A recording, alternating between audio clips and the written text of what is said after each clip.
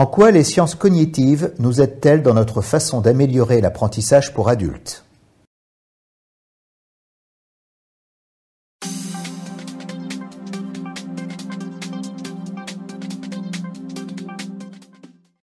Nous traversons une période au cours de laquelle il est vital pour les adultes d'apprendre pour s'adapter aux rapides et incessants changements d'environnement, où le numérique occupe une place sinon dominante, du moins très présente dans l'univers de la formation pour adultes, et enfin où l'évaluation de la formation, sur le plan du retour sur investissement, pèse pour le moins très fort dans la balance décisionnelle des employeurs.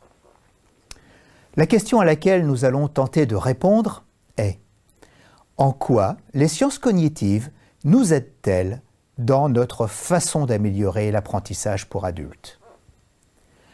À la lumière des sciences cognitives, nous revisiterons les 4 phases du processus classique d'ingénierie de formation, définies comme un ensemble de démarches méthodiques et cohérentes mises en œuvre dans la conception d'actions de formation.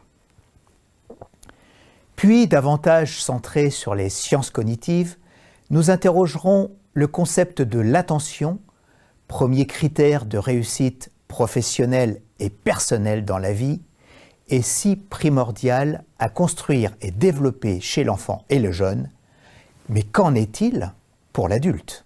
Comment l'ingénierie de formation de l'adulte prend-elle en compte la nature et les défaillances des capacités attentionnelles? Nous interrogerons ensuite les paramètres de la motivation à la formation chez l'adulte. Enfin, alors que 70% de l'apprentissage des collaborateurs se fait par l'expérience et la pratique, et très souvent à leur insu, la formation informelle a l'avantage de former au juste à temps pour une performance immédiate. Alors, qu'apportent à ce jour les sciences cognitives dans le modèle 70-20-10? À qui s'adresse cette semaine?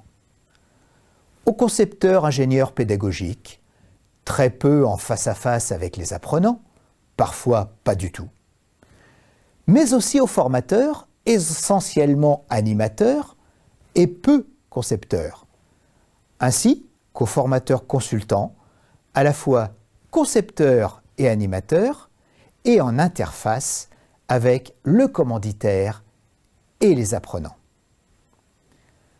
Chacun trouvera dans cette semaine les éléments qui lui permettront de revisiter ses pratiques en fonction de la place qu'il occupe, de l'analyse du besoin du client à l'évaluation.